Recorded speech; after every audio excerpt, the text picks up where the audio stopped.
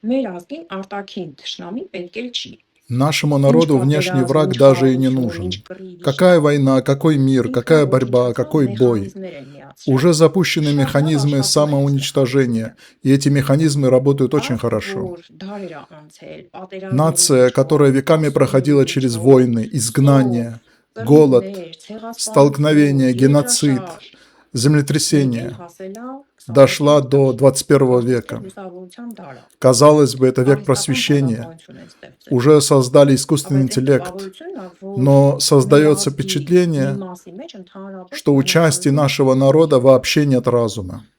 Երբ որ դու խոսում ես հայրենասիրությունից, Когда ասում ես говоришь պաթոս о է։ патриотизме, говорят это Հայրենասիրական пафос. երգերը պաթոս են։ Патриотические песни – это Երբ որ խոսում ես пафос. հայոց պատմությունից, ասում ես Когда պաթոս։ говоришь об армянской истории, говорят это Երբ որ пафос. խոսում ես մեծ հայքից, Когда говоришь о որ Великой Արցախը, Армении, Ջավախքը, о том, что Նախիջևանը, Арцах, Джавах, Нахчеван, Արևմտյան Հայաստանը Западная հայկական Армения, հողեր են, հայերի ժառանգությունն են, армянские ասում են земли, պաթոս, наследие կամ армян, գնա վերցրու, говорят это այդտեղ դե пафос. գնա Или վերցրու, говорят, ну так иди и забери իսկ эти ինչպես գնում земли. վերցրու, Давай, иди դա забирай. պաթոս է։ А если не идешь их забирать, значит, все это якобы просто Դու пафос. հասկանում եք, եթե Женщина по имени Лиана имеет свой блог.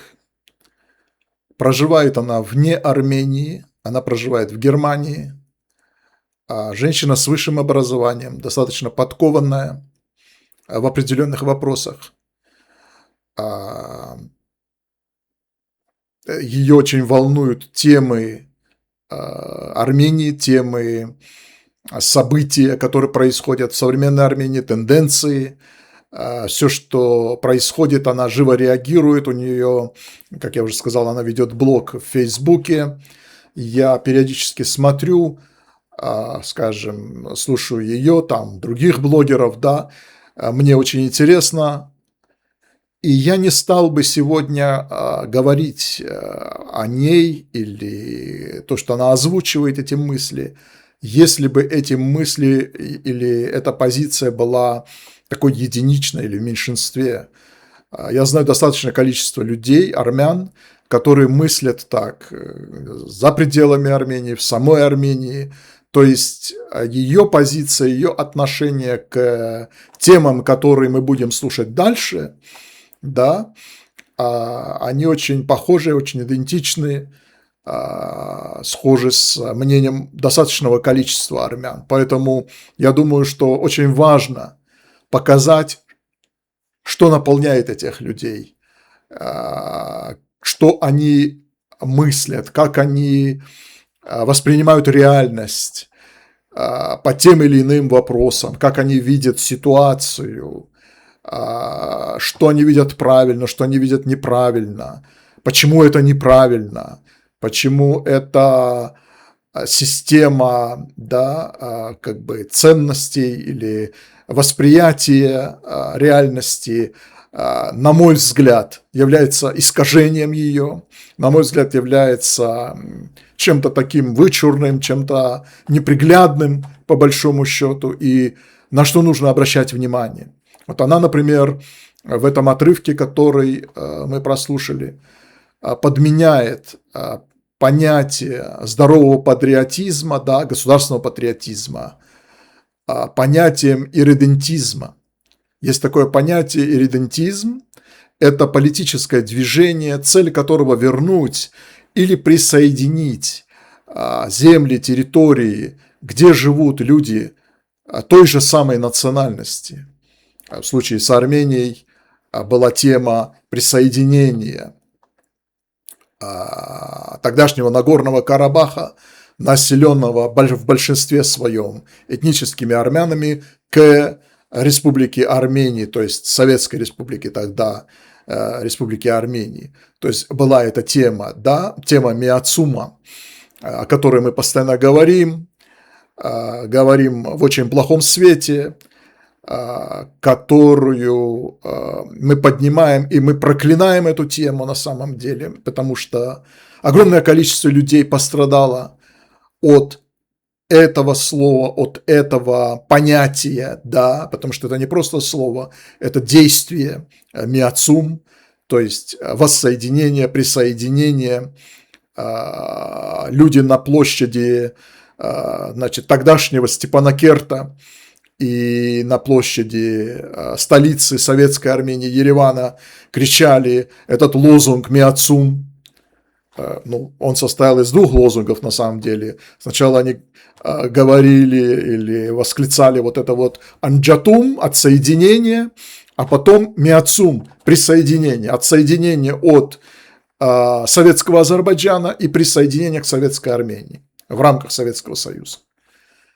Это была тоже такая форма ирредентизма.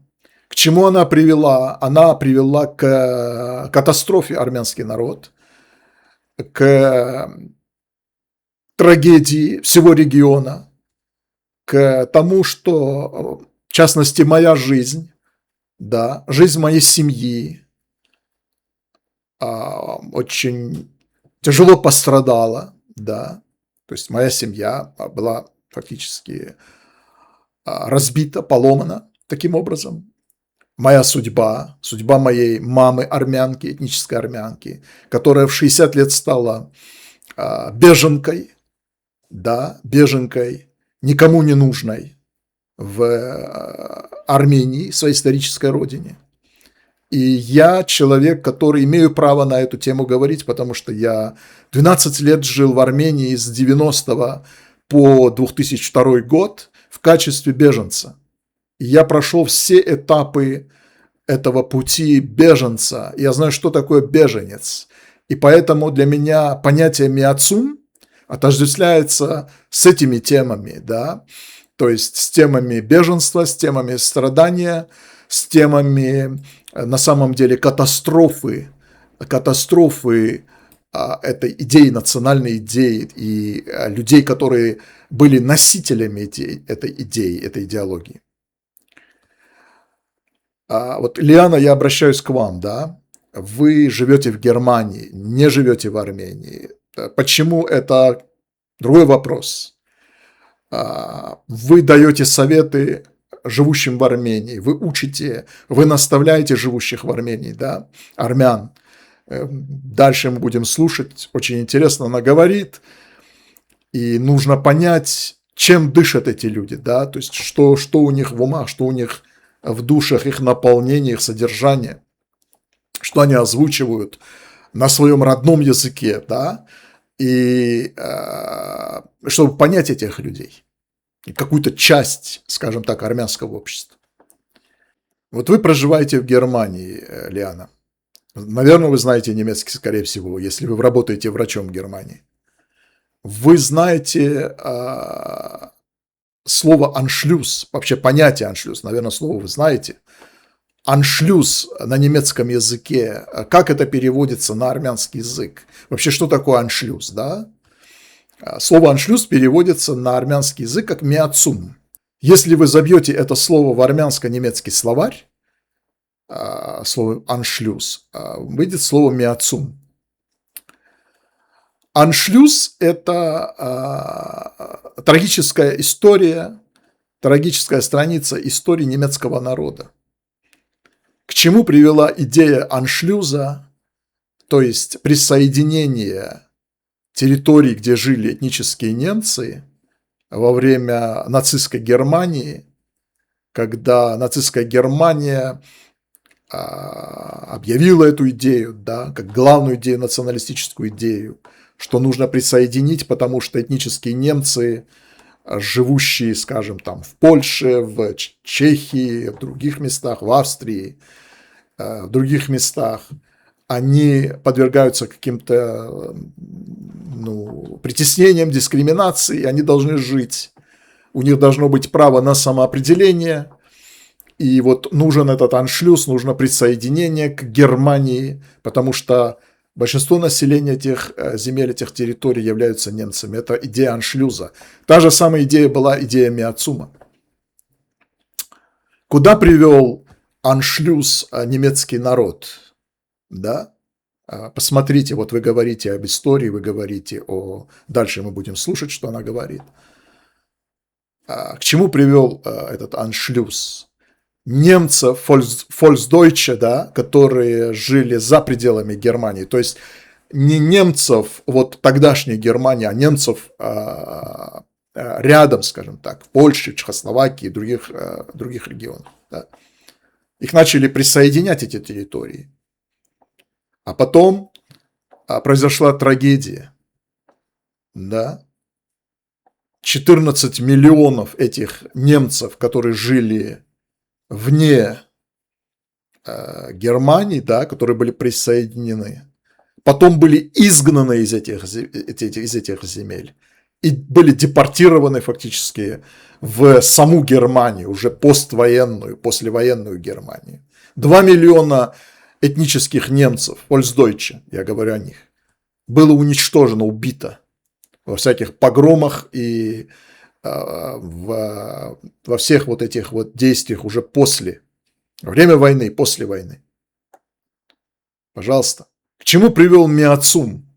Идея Миацума, идея ирредентизма, присоединения по национальному признаку территорий.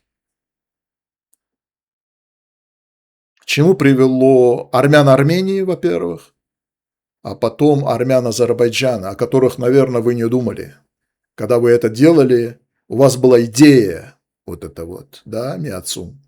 Но за этой идеей вы не видели этих людей, которые страдали, когда резали по-живому.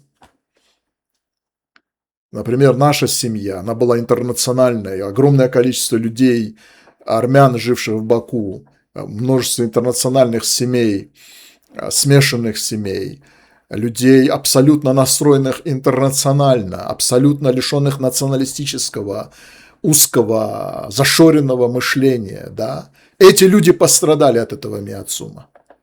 И потом уже, конечно, и население Армении, когда все издержки им пришлось вкушать, им пришлось столкнуться со всей этой реальностью, которая принесла им вот эта идея аншлюза, идея Миацума, нацистская идея на самом деле, фашистская идея. И вот у вас, Лиана, получается, значит, патриотизм – это признание, то есть ставится знак равенства армянских земель, да, территории Карабаха, Джавахетии, в Грузии уже, Нахчевана в Азербайджане, Карабах в Азербайджане, тема Западной Армении, так называемой, на территории Турции современной, стремление вернуть эти земли, присоединить их к Армении, то есть экспансия. В случае с Карабахом это была оккупация. Больше 20 лет, почти 30 лет Армения оккупировала территорию другого государства, потому что там проживало этническое большинство армян, да, представителей этой национальности. К чему это привело армянский народ? И не только армянский народ, все народы, всех людей, которые проживали, азербайджанцы, представители других народов. К 2 войнам, к огромному количеству беженцев, кровопролитию, если не говорить о людях, которые потеряли жизнь, огромное количество людей потеряло здоровье, потеряли смысл жизни, потеряли, их жизнь была разбита, их жизнь была поломана, особенно людей среднего пожилого возраста, которые не могли найти себя, и в огромном количестве люди умирали от разрыва сердца, от инфаркта, от стресса. То же самое моя семья, моя мама. Я проклинаю этот Миацум, я проклинаю этот аншлюз. Я считаю это нацистской, радикально-националистической идеей, недостойной. Недостойной. Вот вы говорите о 20 веке. Да. Историческое присутствие народа на территории и современное право государства на эту территорию не одно и то же. Если принять принцип «когда-то жили мои предки на этой земле», да, то она должна принадлежать моему государству. Тогда практически вся карта Европы, Германия даже та же самая, где вы живете, карта Кавказа, карта Ближнего Востока, я не знаю, других стран, все превращается в бесконечный какой-то набор несовместимых, взаимоисключающих претензий и постоянную вражду, постоянное кровопролитие. она озвучивает на самом деле абсолютно ложные, абсолютно неправильные, извращенная какая-то логика, абсолютно чудовищные по сути своей. Дальше вот мы будем слушать, мало того, что ксенофобские идеи, да, антисемитские идеи, антисемитские заявления. Давайте послушаем и разберем, в принципе, то, ради чего я перевел этот короткий монолог этого блогера, этой Лианы, да. Вот первый ее тезис, послушаем. И понимаете, если бы с таким мышлением жили другие народы, Ասենք թե հрյաները։ допустим, например, евреи. Հрյաները դարերով պետություն չեն ունեցել։ Евреи веками не имели Երեք государства. կրոն են ստեղծել, Они создали 3 տվել աշխարհին, религии, որի միջոցով дали их աշխարհը миру, и ղեկավարում։ посредством этого они управляют миром. Ասենք իրան գիրք են գրել, որի Они միջոցով написали իրանք книгу, են в անվերապահ которую мало ղեկավարում, того, что они сами безоговорочно գաղափարել верят, նաև աշխարհի и убедили 70%, верить в нее 80% людей во всем мире. որ վերել են Հայաստան, Христианство, которое они принесли в մեզ Армению, ընդունել են տվել սրով ու հրով, они нам навязали огнем и мечом. О дохристианской истории мы знаем очень мало. Эту религию мира и любви, которую они принесли нам, но сами они ее не приняли. Они принимают из написанной ими книги то, что им нужно, то, что им выгодно. То есть они считают себя избранными Богом. Почему Бог якобы выбрал их, неизвестно. Был, мол, один хороший человек среди их народа, будто бы во всем мире других людей не было, и поэтому Бог выбрал именно их. Они избранный народ. Представьте себе, они в это верят, и не только сами верят, но заставили поверить в это и весь мир. И поэтому, мол, эту обетованную землю Бог якобы отдал им. Абсолютно абсурдный тезис. То есть Лиана заявляет, что христианство, ислам придумали евреи, чтобы управлять всем миром. Себе евреи оставили только сугубо националистическую идею богоизбранности, да, ничем не подкрепленную. Почему я считаю вот эту логику, вашу логику, Лиана, ложной, извращенной? Потому что она отрицает право евреев иметь свое государство здесь и сейчас. Одновременно ставит их в пример для армян. То есть она говорит, что евреи не имели на самом деле права, по большому счету. Да? То есть она отрицает во всей ее речи, во всем ее вот этом посыле, чувствуется отрицание, неприязнь, да, евреев. Но при этом она приводит в пример армянам евреев. То есть здесь я вижу логическое такое вот нарушение, да, то есть логики, последовательности, ход мысли. Если вы считаете евреев выдумщиками, которые не имели права по большому счету иметь вот эту землю обетованную, да, о которой вы говорите, то есть современное государство Израиль, к которому они шли, чтобы получить его, то зачем вы приводите в пример то, что, по вашему мнению, по вашему представлению, само по себе ложно? То есть вот этот фанатизм, да, как вы представляете. Зачем вы ставите это в пример армянскому народу, своему народу? А мало того, она еще косвенно обвиняет евреев в том, что евреи принесли, дескать, армянам христианство, навязали его огнем и мечом, то есть армянам, сделав армян якобы таким образом абсолютно беззубыми носителями, как она называет, религии любви и мира, то есть христианство саркастично, что это религия любви и мира.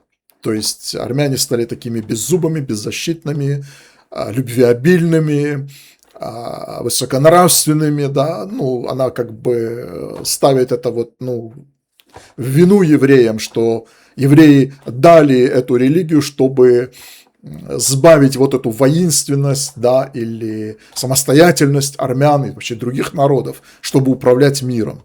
То есть вот эта вот идея христианства, потому что первые апостолы, сам Христос, да, апостолы, первая христианская церковь, она состояла из евреев, евреи проповедовали христианство, согласно идее армянской церкви, апостолы принесли христианство в Армению, где проповедовали христианство, были мученически, значит, казнены, замучены за христианство, да, апостолы, ученики Христа.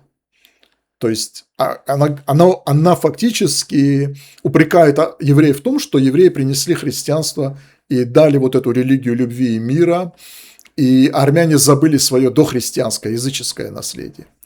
Это абсолютно извращенная логика и образ мышления. То есть евреи создали христианство для других народов, чтобы потом самим его не принять и в течение последующих 2000 лет подвергаться преследованию в той же самой, например, христианской Европе, да? И в чем упрекали евреев? В том, что они не приняли Христа, в том, что они отвергли Христа, распяли Христа, что они виновны в смерти Христа, в казни Христа, отвергли христианство, что потом они не раскаялись, не приняли Христа, не приняли христианство, как бы находились в таком упорстве 2000 лет своего уже существования после Христа, и отвергают и не принимают, не становятся христианами. То есть вы же говорите о том, что евреи создали христианство, чтобы управлять с другими, а сами отвергли. То есть отвергли создали для того, чтобы потом 2000 лет страдать, выслушивать все эти упреки по всей христианской Европе, да, где находилась диаспора евреев, да, которые были изгнаны из своей земли и находились в христианской Европе, и постоянно выслушивали эти упреки, жили в гетто, жили обособленно, подвергались унижениям, подвергались постоянным оскорблениям. Вся история христианской Европы полна вот этих вот преследований, гонений евреев, этнических евреев, массовых убийств, массовых погромов, кровавых наветов, когда обвиняли евреев в том, что евреи пьют кровь христианских младенцев, да, на Пасху и так далее. И в итоге все это закончилось уже в просвещенной Европе страшным Холокостом. И все это делалось от имени Христа, во имя Христа, и делалось христианами. Теми христианами, то есть той религией, тем христианством, которое вы говорите, что создали, придумали евреи. Но это не абсурд? Разве это не абсурд? Но дальше еще более чудовищное фактически заявление с ее стороны. Посмотрите, что она говорит. Они превратили эту сверхцель в национальную идеологию, веками шли к ее осуществлению и осуществили ее. Осуществили ее, не останавливаясь ни перед чем. То есть, даже не жалея собственных соплеменников. Если вы будете изучать историю Холокоста, то да, хотя он был осуществлен руками фашистов, но организован он был самими евреями.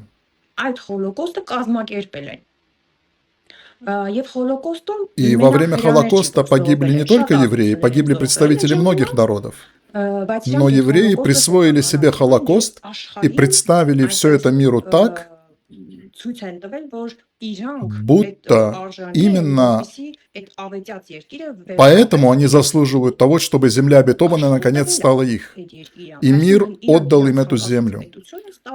То есть они получили то государство, которое хотели. У евреев не маленькая диаспора. Их диаспора больше нашей. Но где бы ни жил еврей, он несет в себе эту национальную идеологию. В какой бы стране он ни жил, он платит дань Израилю. Натаньяху спрашивают, а что будет, если твой самолет, допустим, сломается, и ему придется сесть в какой-нибудь враждебной стране? Он отвечает, во всех странах у нас есть свои люди. Понимаете, чего добились евреи? И как они это сделали? Они имели национальную идеологию, сверхцель, и шли к этой сверхцели. не останавливаясь ни перед чем, и достигли своей цели. Абсолютно абсурдный, абсолютно чудовищный тезис. Евреи придумали национальную идею, веками в нее верили и ни перед чем не останавливались. Таким образом, они заставили мир дать им государство. То есть евреи в своем вот этом националистическом порыве, в этом фанатизме ни перед чем не останавливались. Ничего и никого не жалели. Понимаете, вот что она фактически говорит? Что они сами себе устроили Холокост, это ее слова дословно, руками фашистов, руками нацистской Германии, уничтожили своих 6 миллионов евреев, чтобы заставить весь мир потом дать им государство. Дело в том, что когда я жил в Армении, я то же самое слышал от многих людей, что евреи сами сделали этот Холокост, сами убивали своих же, да, устроили все это, чтобы потом мир дал им государство. А как тема того, что Британия еще в 17 году говорила о том, что у евреев должен быть национальный очаг, это до Холокоста.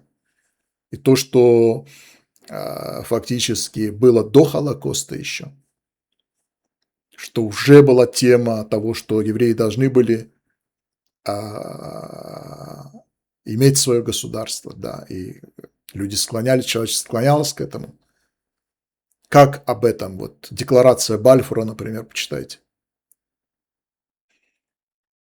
То есть она фактически дает такой вот извращенный, искаженный образ еврейской национальной идеи и вообще еврейского народа, да, и вообще нравственных каких-то норм, да, ну или какой-то, я не знаю, какого-то фанатизма, какого-то безумия, как пример армянам. То есть есть такой анекдот, на Марс прилетают, значит, русский, американец и несколько армян.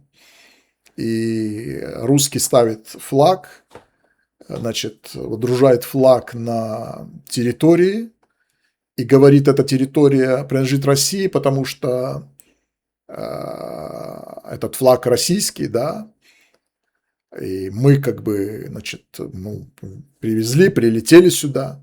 Американец ставит американский флаг, говорит, этот корабль был наш, принадлежит нам, поэтому эта территория принадлежит американцам. Армянин достает револьвер, стреляет в другого армянина, дашнак убивает другого и говорит, эта земля принадлежит нам, потому что здесь пролита армянская кровь.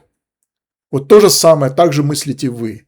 Вы свою вот это свое извращенное, да, искаженное мироощущение, мировосприятие, вообще восприятие реальности приписываете еврейскому народу, еврейской ментальности, еврейской мысли, национальной политической мысли, что евреи устроили Холокост, чтобы им дали, это чудовищно, это недостойно абсолютно. Кроме того, это антисемитское, крайне антисемитское высказывание человека, который проживает в Германии, является человеком с высшим образованием. Что говорить о людях, которые примитивные, тупые, отсталые? Какой образ, какой пример вы подаете? То есть вы хотите сказать, что армяне тоже должны так себя вести? Хотя евреи, конечно, так себя не вели. Евреи не устраивали Холокост. Евреи не убивали самих себя, чтобы им дали государство. Это чудовищно, это абсолютное безумие.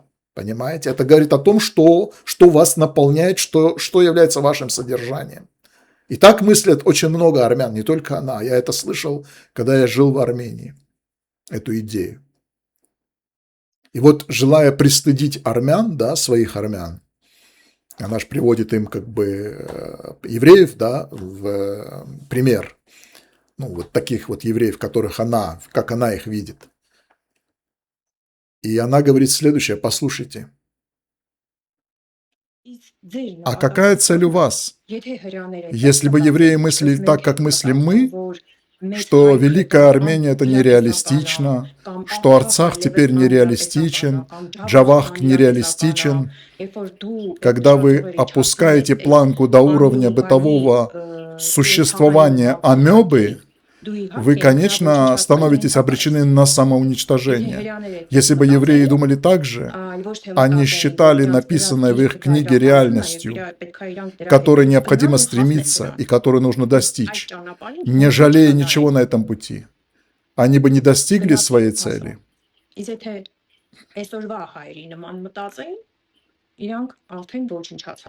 Но они пошли и достигли ее. Если бы они мыслили так сегодняшние армяне, то уже исчезли бы. Тоже абсолютно ложный тезис. Если ты не ставишь себе цель вернуть Великую Армению, то есть речь об армянах, то ты амеба. То есть какое-то одноклеточное, там, я не знаю, червяк какой-то, какая-то амеба. Вы знаете, для ребенка мечтать не вредно, как говорится, мечтать. Стать великим ученым, да, то есть это хорошо, это ничего не стоит на самом деле, да, то есть никто не сходит с ума, кровь не проливается, люди не убивают друг друга. Но для государства жить мечтой или ставить ложные целеполагания, ложные мечты, да, бредовые, оторванные от реальности, все эти ошибочные идеи о территориальной экспансии, захвате земель, да, как говорил Тоноян, во время Пашиняна это было, министр обороны. Нор патеразм, нор тарацкнеш. Новая война, новые территории. Захватить. Новый тезис, новая идея Армении, Пашиняновской Армении, кстати, против которого вы выступаете. И чем это закончилось для армян? Какой трагедией? И прежде всего для армян Карабаха, армян Азербайджана, о которых вы не думали абсолютно. Потому что у вас была идея, но за этой идеей ничего не стояло. За этой идеей вы не считали людей за людей, понимаете? И вы свое восприятие мира, да, свое восприятие конфликта, реальности, своей какой-то идеи, своей именно идеи национальной приписываете еврейскому народу. Фактически она говорит, что это есть книга, да, книга евреев, написанная евреями, то есть она говорит о Библии, что евреи читали эту Библию, что они верили ей, что они не жалели ни своих, ни чужих и, наконец, достигли цели.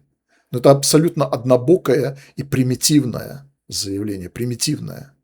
Библия действительно является историческим памятником и священной книгой иудеев, да, христиан, мусульман. Она писалась действительно евреями, еврейскими пророками, которые по национальности были евреями, писали на еврейском языке, на иврите. Она была переведена с иврита на другие языки, почти все языки мира, принята многими народами и является достоянием всего человечества. Но позвольте задать вам один вопрос. Было ли создано что-то подобное такого уровня, как Библия, да? Библия, Астаташунч, армянами, имеющая подобную ценность, подобную значимость для всего мира, что-то универсальное, потому что Библия – это универсальное явление. Это явление, не будучи локальным, возникшим в Израиле, да, в еврейской среде исключительно, потому что это книга о евреях, для евреев, написана евреями, написана на еврейском языке. Но эта книга стала, не знаю, если можно сказать, бестселлером. Это книга номер 1, это книга книг. Есть ли что-то подобное у армян?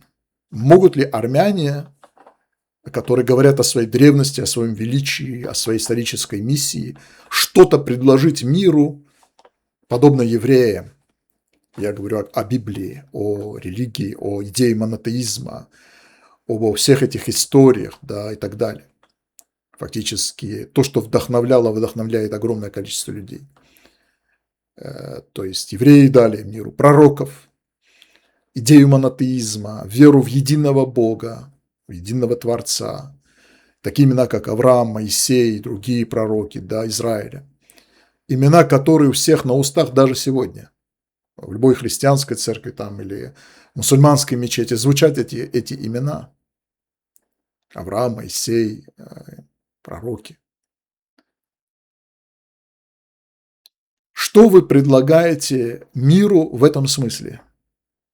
И вот дальше она переходит к книгам. Давайте посмотрим, что она говорит, что она советует, рекомендует армянам читать. Какие книги вы даете читать своим детям? Какие цели ставят перед собой ваши дети? Какая у них цель? Получить какую-нибудь более-менее нормальную профессию, стать, допустим, специалистом по авторемонту, окончить какой-нибудь вуз, чтобы завтра куда-нибудь устроиться на работу и решить бытовую проблему с куском хлеба? Дайте своим детям читать Нажде. Давайте своим детям читать Лер Камсар. Да, бытовые проблемы тоже нужно уметь решать. Это тоже необходимо. Но отсутствие национальной идеологии и отказ воспитывать поколение с идеей сохранения нации – это прямой путь к самоуничтожению. И тогда никакой внешний враг нам не нужен. И поверьте, пока к власти не придут люди, являющиеся носителями национальной идеологии, настоящей национальной идеологии, в Армении ничего не изменится. Одна власть будет сменять другую. И эта невежественная часть общества каждый раз будет возвышать пришедшую к власти силу, обожествлять ее, сажать себе на голову, а затем эта власть сверху с этой высоты будет гадить на голову именно тем, кто ее туда возвысил. Так и не поняли, что власть – это менеджмент. Ее избирают для того, чтобы она работала. Власть – это не Бог, которого нужно обожествлять и сажать себе на голову. И если власть делает что-то неправильно, если действует во вред Родине, значит, она должна уйти. Какая бы власть ни пришла, кто бы ни пришел к власти, вы всех делали людьми, вытаскивали, условно говоря, из грязи и болота, сажали себе на голову, делали из них значимых людей, а сами оставались людьми, занятыми решением самых простых, примитивных бытовых вопросов. Почему? Потому что национальную идеологию вы отбросили в сторону. Патриотизм для вас – это пафос. Вы не идете этим путем, не ставите перед собой больших целей и не движетесь к ним. И своих детей вы воспитываете так же. А детям вообще нужно ставить большие цели, потому что даже если из большой цели человек достигнет хотя бы ее минимальной части, он все равно многого добьется. Нужно воспитывать наследников Гайка, где бы они ни жили. Чтобы воспитывать правильных армян, как она представляет правильных, она их называет наследниками Гайка. То есть прямая параллель, прямая связь с патриархом армян, да, древним Гайком. Нужно читать книги Нажде. Давайте, говорит, детям читать Нажде. Я прочитаю вам несколько цитат из трудов Нажде, то есть я исполню вашу просьбу, познакомлю армян, которые, может быть, не читали Нажде, чтобы они прочитали Нажде и сами сделали выводы, что это такое, да, можно ли это читать, можно ли давать это детям читать, достойное ли это чтиво вообще для чтения, ну, как бы для чтения, или это идея, это, да, учение Нажде, является ли оно правильным. Можно ли им руководствоваться в построении государства, в личной жизни, я не знаю, в жизни общества? Люди сами сделают выводы. Страница 509 из книги Гатентир «Избранная» трудов Горигина Нажде. Армянин бессмертен, утверждает наша старая языческая религия. Жизнеспособен армянин – вот источник нашей великой надежды и гнева. Именно этого, к радости турок, все еще не осознает армянская интеллигенция в подавляющем своем большинстве. Чтобы жил класс, личность должна умереть, возвещает большевизм. Умри класс, чтобы жил народ, говорит фашизм. Пусть умрут оба, и класс, и личность, чтобы жил род, говорит гитлеризм. Видите, это Германия, закаленная философией вечности, Гегеля, Фихте, Ницше, силится поднять на ноги свой народ. Страница 528 из той же книги. Пока Ротенау внушал немецкому народу, что его удел лишь земляные груши, Германия, как страна побежденная, ежедневно выплачивала победителям 4 миллиона. Она была унижена, но с того дня, когда ее судьбу взял в свои руки вернувшийся с фронта раненый ефрейтор, речь идет о Гитлере, когда народ счел своей судьбой родину и расу, с этого дня изменилось отношение между народами. Побежденный стал победителем, не прибегнув к каким-либо военным действиям. Вот это писал Нежде до войны. Во время войны, в 1941 году, журнал «Размик», это 623 страница той же книги, он пишет, Гаригин Нежде пишет: вот как была создана большевистская партия.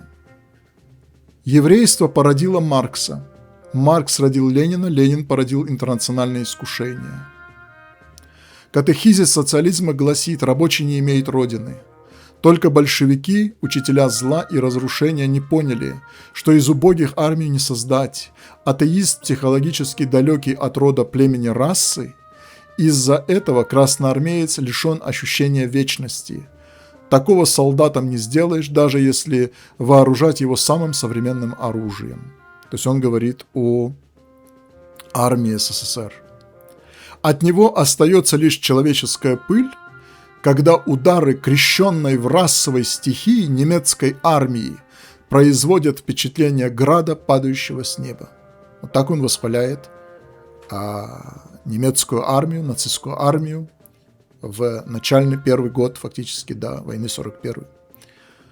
Уже 10-й день, как глиняная конструкция советизма рушится, как государство, армия и доктрина под сокрушительными ударами гитлеровской армии.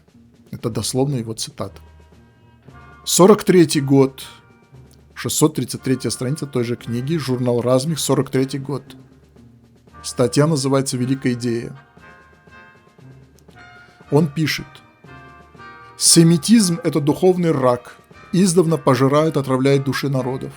Семитизм искажает все ценности, ставит под сомнение любую истину, попирает всякий авторитет нации, высмеивает все святое. Он анархичный и порабощающий. Народы, одержимые им, сходят с ума в национальном масштабе, переставая быть даже хозяевами своей судьбы у себя на родине». Вот почему сегодня, обратим внимание, что это 43-й год, война идет вовсю, с нацистской Германией. Сегодня, когда решается судьба нашей седьмижды святой Родины, то есть во время войны решалась судьба Армении, как он считал, я обращаюсь к своим со словом армянского воина, оставляя на ваше попечение только две вещи, то есть наше спасительное родовое или расовое движение и армянские легионы. Кроме этих двух, все второстепенно и ничтожно, то есть армянские легионы вермахта. Сегодня у нас есть два объекта утешения и гордости: родовое движение, то есть царакрон, и наша боевая сила. Оживляйте собой эти два понятия, чтобы жить как нация и как родина. 561 страница.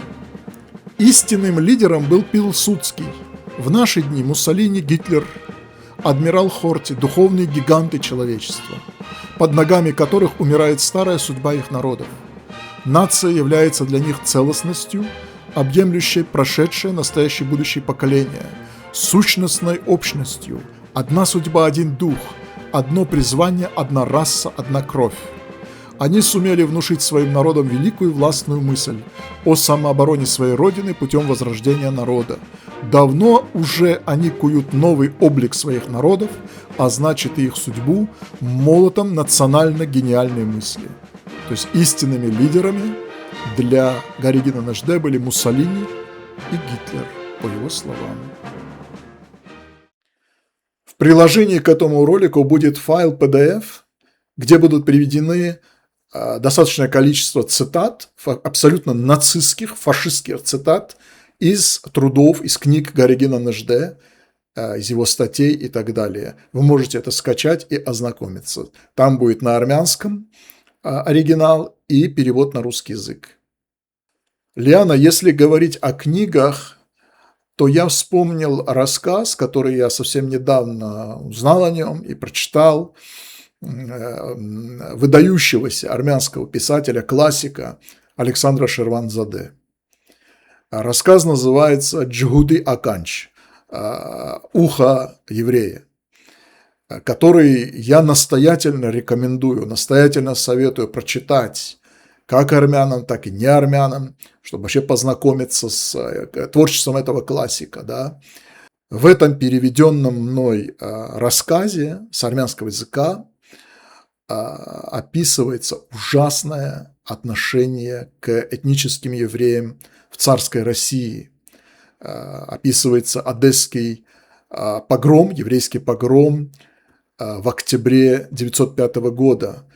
Кстати, вот в этом же рассказе, который ужасный на самом деле,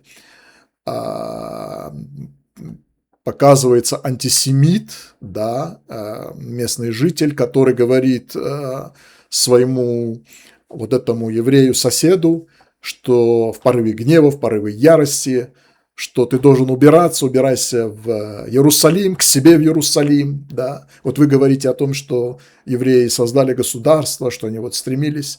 У евреев не было выхода. Антисемитизм выгонял людей из мест, как евреи называют, изгнания, где они жили, да, галута так называемого.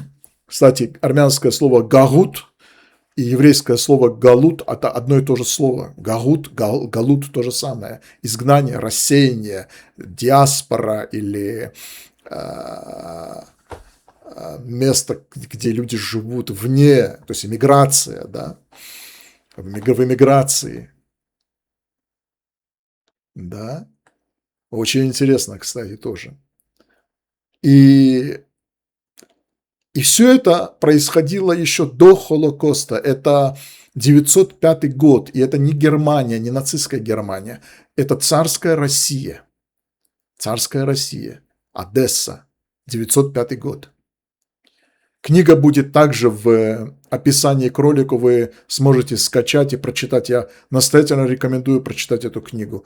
Александр Шерванзаде, великий армянский писатель, и он был также азербайджанским писателем, потому что он писал на азербайджанском языке, был интернационалистом, был заслуженным писателем и Армянской ССР, и Азербайджанской ССР в то время.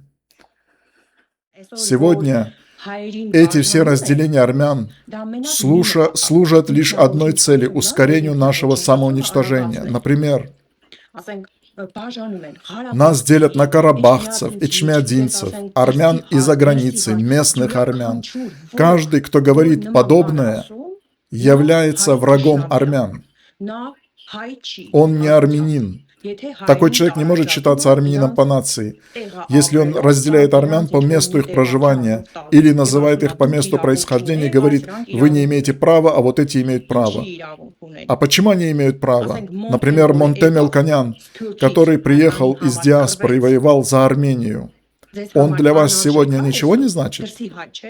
Разве он не был армянином из-за границы? А Азнавур не был армянином из-за границы? Каждый, кто употребляет подобные высказывания, по сути уже предает свой народ, предатель. Поэтому, дорогие соотечественники, необходимо иметь сверхцели и идти к этим сверхцелям. И тогда мы обязательно добьемся успеха. Нам необходимо, чтобы к руководству нашей страной пришли националистические силы, чтобы хоть что-то изменилось. Вот согласно вашей логике, да, вот я пытаюсь просто понять вашу логику, и эта логика не только ваша, исключительно присущая вам, да, Лиана, а это логика огромного количества армянских националистов-радикалов. Как в этой логике на одной полке вот этого сознания, вашего сознания, да, образно говоря, укладывается, да, вместе Гаригин Нежде и Монтемил Конян. Вот два героя, два примера для подражания. Гаригин Нежде и Монтемил Конян. Как могут стоять на одной полке? Это две абсолютно противоречивые фигуры, взаимоисключающие фигуры. Вот те, кто знают, те, кто в теме, да, они понимают, о чем я говорю. Нежде был дашнаком, был националистом. И он ненавидел коммунистов, ненавидел марксистов, большевиков. Сбрасывал большевиков, армян-большевиков с Татевской скалы, коммунистов. Убивал коммунистов. Монте был убежденным марксистом. Он был леваком и убежденным марксистом. Как вы ставите эти фигуры, которые, если бы при жизни встретились, я не знаю, чем бы закончилась их встреча. Да? Мой дедушка этнический армянин, отец моей мамы, Авоян Ашот. Он пошел на фронт в 1939 году еще. В 1941 году он погиб под Смоленском. Он был военный врач. Моя мама читала письма дедушки, то есть ее отца, она была сиротой, то есть в 11 лет моя мама стала сиротой. Вот если бы мой дедушка, тоже этнический армянин, узнал бы, что после 90-х годов, да, после всех этих событий в Ереване, в Армении будут ставить памятники Гаригину Нежде, нацисту и фашисту, человеку, который сотрудничал с нацистской Германией. Это известный факт, да? Известный факт исторический. Есть рассекреченные документы. В 2007 году рассекретила ЦРУ документы. Кстати, в описании к ролику будет этот документ ЦРУ. Рассекреченные переводы с немецкого языка, что они делали, там их доклады, их встречи. И там указано, что Нежде и Дро участвовали вместе с нацистами, чтобы создать на территории Армении германскую колонию. Это была цель. Если бы мой дед встретил бы, этнический армянин, вот этого нациста и фашиста, что бы он с ним сделал? Ну, для вас он является национальным героем, он является, его книги, его труды, вот эти цитаты, которые я прочитал. Можно это читать, можно это давать людям, можно это печатать, можно это об этом вообще говорить. Достойно ли это людей, проживающих в Европе, говорящих о какой-то просвещенности и так далее? Вот скажите мне, Лиана, если бы евреи, которых вы ставите в пример армянам постоянно, руководствовались бы в своей государственной политике, да, в своем внешней политике, ненавистью, националистической идеей по отношению к другим народам, к своим врагам непосредственным, тех, кто их убивал, к немцам, скажем, этническим немцам, или сегодня к арабам. 2 миллиона арабов живет в Израиле, представлены в парламенте, занимают очень большие должности, живут прекрасно припеваючи, и никто не хочет идти в Палестину. Спросите израильских арабов, хотят они этой Палестины? Понимаете? Вы ставите в пример армянам евреев. Если бы они ненавидели бы, да, своих гонителей, тех, кто их убивал и преследовал на протяжении 2000 лет, и непосредственно тема Холокоста, разве бы они имели бы какое-то общение? И где бы вообще оказался Израиль, да, как государство, как страна сегодня? Вопрос. Если бы они руководствовались бы, да, вот этой ненавистью, то, что вы предлагаете. Вы говорите, кто разделяет армян, тот не армянин. Вот опять же логическое нарушение, Лиана, вот вашей да, речи, отсутствие логики. Вы говорите, что тот, кто разделяет армян, не армянин. Вы сами выступаете против разделения армян, да, на карабахцев, там, я не знаю, чмядинцев, леноканцев, диаспору, местных армян, да, армян из Спюрка и так далее. Но сами тут же делите армян по идеологическому признаку, по политическим каким-то отношениям, да, то есть политическим воззрениям или как люди воспринимают там геополитику или какая идеологическая значит, идея вообще присутствует, да, политическая идея, идеология там у этих людей. То есть вы разделяете, вы говорите, он не армянин, эти не армяне, эти турки, да, предатели нации, таканг, да, есть такое выражение, кстати, идет из учения Гаригина Нажде, оно вторит учению Гаригина Нажде, а он называл армян, которые не патриотически настроены, то есть не радикально, не фанатично настроены, таканками, подонками, отщепенцами. То же самое делаете вы. Вы делите армян, но уже не по месту жительства, как делают остальные армяне. В Армении вообще картина такая, что присутствует огромная взаимная ненависть. Люди жрут друг друга. Это как такая банка с пауками, знаете, с какими-то, я не знаю, люди жрут друг друга, люди ненавидят друг друга, люди разделены именно по этому признаку, кто, откуда, кто, зачем, у кого какой диалект, кто как говорит, кто неправильно говорит, кто правильно говорит на армянском, кто вообще не говорит на армянском, да, или не может говорить и так далее. Готовы сожрать друг друга.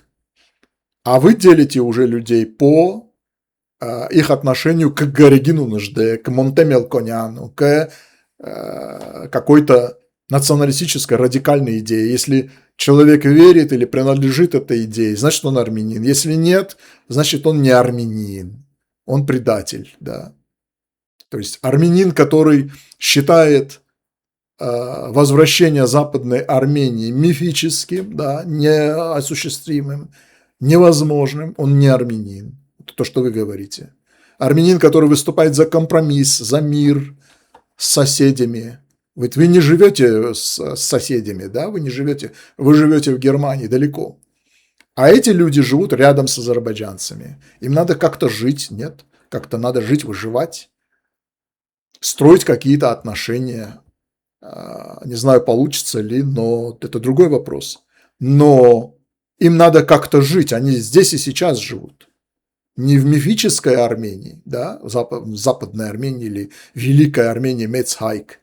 Они живут здесь и сейчас, им надо как-то жить. И вот этих людей вы лишаете права быть армянами, потому что они не так мыслят, как вы. Армянин, который, например, не любит, не почитает Нажде, не армянин.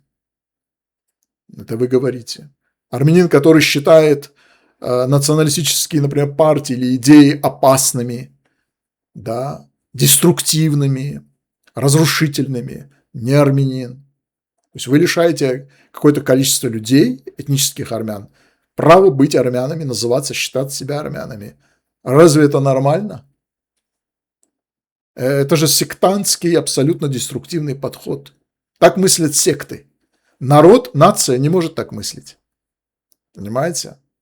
Это деструктивное отношение. Вот есть мы и есть они. Да? Есть черное, есть черно-белое мышление. Да? В котором нет тонов, нет переходов, нет красоты. Если бы весь мир был бы черно-белым. Если бы весь мир был разделен на армян и турок. Да? Хайес, туркес. Другого нету у вас. Вот здесь армяне, есть турки. Есть не армяне. То есть турки. Если ты не армянин, значит ты турок.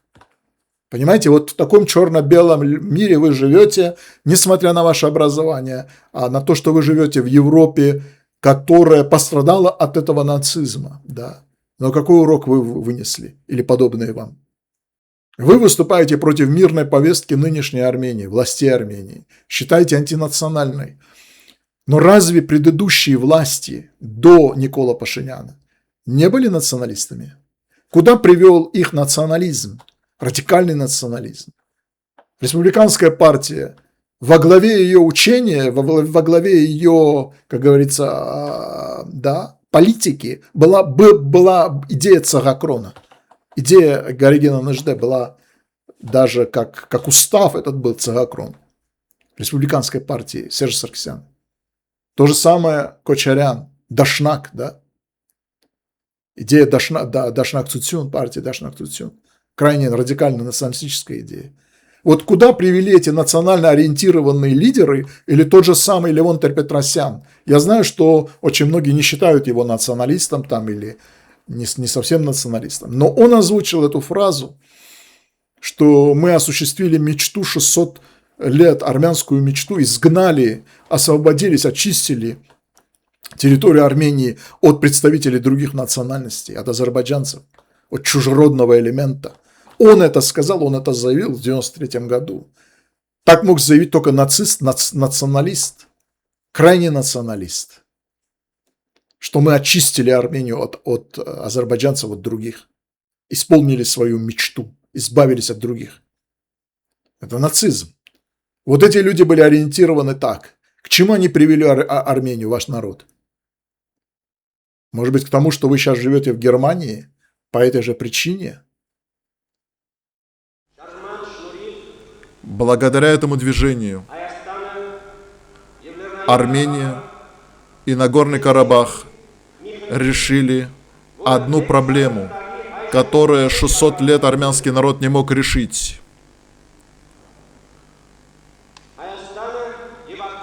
Армения и Арцах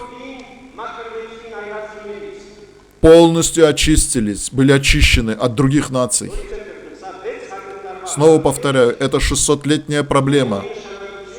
Ее значение армянский народ будет ощущать еще 600 лет после этого.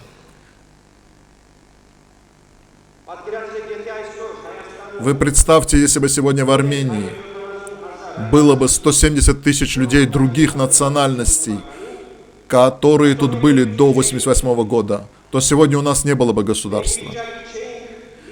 Мы были бы не в состоянии защитить наши северные и восточные районы, защищать район Севана. Более того, мы бы получили тут 3 новые проблемы. Запомните, что в 3 районах азербайджанцы составляли большинство. Это Вартенис, Масис и Амасия. И составляли огромное количество в Зангезурском поясе. И эта проблема решена. Это не пришло к нам с небес как подарок. Эту проблему решило наше движение. Национально-освободительная борьба нашего народа, армянское общенациональное движение и его военное крыло, наши отряды самообороны, наши отряды Еркрапах. А разве не тот же самый Тоноян, о котором я сказал, уже во время Пашиняна, да, который сегодня как бы как голубь мира? Тогда он не был голубем мира, говорил совершенно другие вещи. Был абсолютно бескомпромиссный, ни пяди земли. Это был Пашинян, кстати, да, до войны, да. И Тоноян, его министр обороны, новая война, новые земли. Это они говорили. Вот к чему это привело? У армян есть очень хорошая пословица, вообще очень много хороших пословиц на самом деле. Кукун хотацаль нумасма бунна хотац. Кукушка вонючая, воняет, говорит, сама воняет, но думает, что гнездо воняет, что гнездо вонючее делает ее вонючей. Понимаете?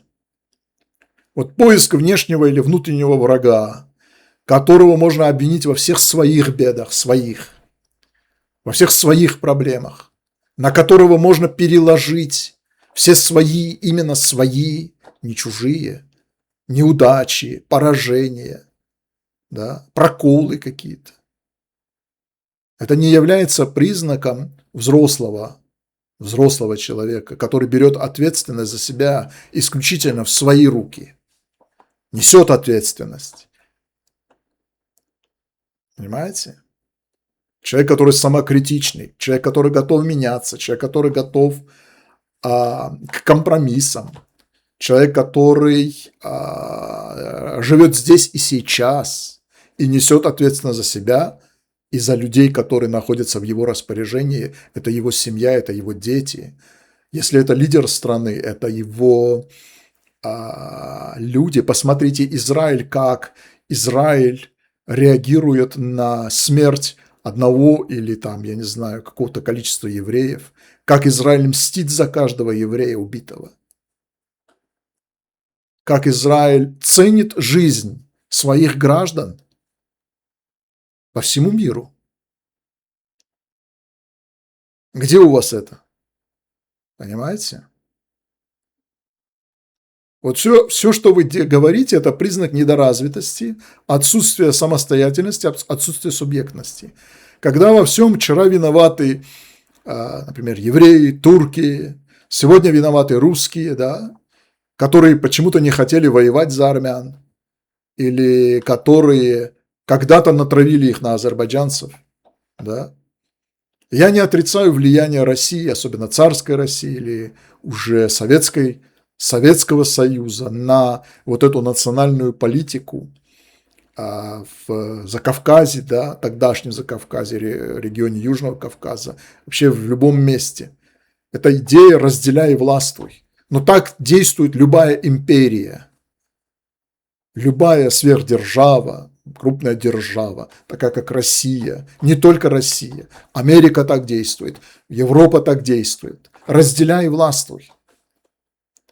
Но вопрос не в них, не в турках, не в евреях, не в американцах, не в русских, для которых вы всего лишь инструмент или футбольный мяч на поле, который гоняют по этому полю разные игроки из одних ворот в другие ворота. Безвольный мяч, что он может делать? Только катиться. Когда вы говорите, что другие натравили нас, другие страны или народы стравили нас, понятно, что это действительно имело место. Но когда вы так говорите, немножко подумайте. Обычно, когда говорят «стравили» или «натравили», имеют в виду собак. Это собак натравливают друг на друга. Или собак натравливают на людей. Очень легко это делается. Людей. Понимаете? То есть собак натравливают. Когда вы говорите «нас натравили», «нас стравили», немножко думайте, где вы в этом во всем? Являетесь ли вы субъектом? Являетесь ли вы объектом? Являетесь ли вы самостоятельными? Или вы являетесь просто инструментом, да, в чьих-то руках, орудием в чьих-то руках, безвольным, безличностным, безликим, таким вот орудием, да, инструментом просто, который вот использовали, знаете, такое выражение, а потом выкинули, да. Вот кем вы себя видите? Говорят, нас стравили, нас натравили. Отравливают собак друг на друга, стравливают. И последняя просьба к вам и к вам подобным. Перестаньте приводить для себя в пример евреев, еврейский народ, да, пример для армян, и государство Израиль, как пример для Армении, или проводить какие-то исторические параллели Армении, Израиля, армянского народа, еврейского народа. Перестаньте постоянно сравнивать, извините меня, хрен с пальцем. И есть такое выражение: нечего на зеркало пенять, коль рожа крива. Займитесь своей внешностью, своей внутренностью. Займитесь своей стороной. Не надо равняться на Израиль, равняться на другие, скажем, да, общества, к которым вы близко не стоите, рядом не стоите. И не путайтесь под ногами, пожалуйста.